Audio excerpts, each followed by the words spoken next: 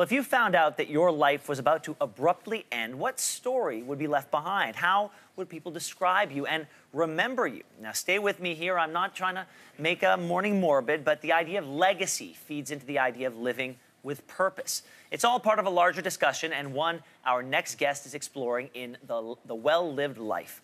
Lyndsay Green joins us now this morning. Good morning to you. Good morning, Ben. Okay, explain to me what you mean by the word legacy. Where does that come from, and talk to me about the definition for you. So it started very abruptly and sadly with the death of my dear friend. We'd been friends since we were 18. She just turned 50 and she was killed in a car crash. And she and I had talked about celebrating our 100th birthdays together. And so I was pretty certain she would not have thought about legacy. And at that point in time, I wasn't really fully comprehending legacy in the way I understand it now. But I started to explore her life, and I realized, of course, the things I did know about her was she had fantastic professional accolades. She had contributed to the community. And then I started to see what she'd done as well for her boys. So she left behind 2 sons. And at her funeral, she had poured so much love and support into her sons that they were able to say, even though they were going to miss her terribly, that she had given them everything that they could possibly need. The more fascinating thing as it continued to unroll was 51 days before her death, she had gone to her lawyer, she'd updated her will. She had quite a complicated and happy situation. She had a fiancé, but she had an ex-husband, and she had the boys. And then, as a result of that as well, she wrote a 4-page handwritten letter to her sons that was fully outlining, explaining what she'd done and why, how much she loved them. And that was delivered to them 4 hours after her death. Well, so let's unpack a few of those things. And let's start with the will, because you suggest talking to your loved ones about your will. Some people don't want to have that. They view it as an uncomfortable conversation, but you say it's essential. So let's talk about wills. You know what really was surprising to me? Only 50% of us have a will. And it's dangerous, because what happens if you don't have a will and you pass away? Okay, so if you don't have a will, basically you lose control of your estate. Now, what people say to me is, I don't have an estate, so it doesn't matter. Yeah. The reality is, substitute the word stuff.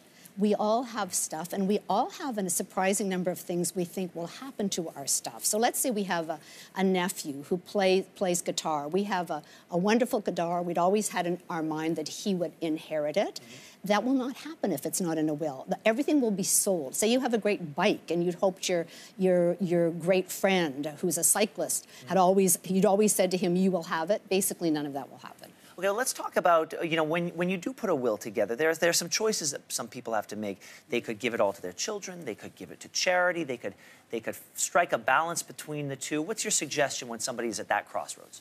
So we really recommend that you incorporate your children right from day one in charitable giving, and thinking about charitable giving and seeing it as a family plan, a family legacy. And then then they've bought in. Mm-hmm. So it's not like we're taking your money and giving it to someone else. They're basically part of that overall plan. You're also a proponent of something that people wanting to make a donation in memoriam. Yeah. Okay, what's the difference between that and planning for giving to charity?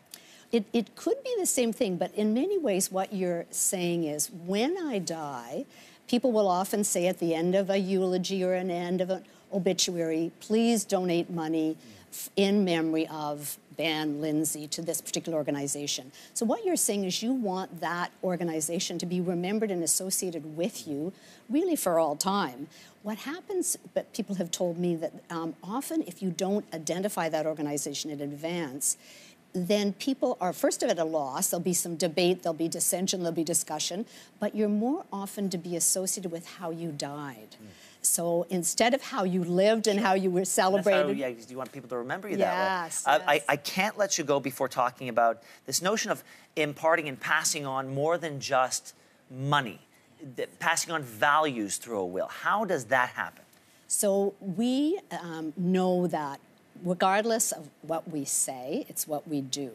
And we can argue that our values all the time, but we have, especially if we have children or young people in our lives, they want to watch us walk the talk. So we have to live our values every day. But in addition, many people are writing things, what that they call an ethical will, which is really passing along our values in a more structured way.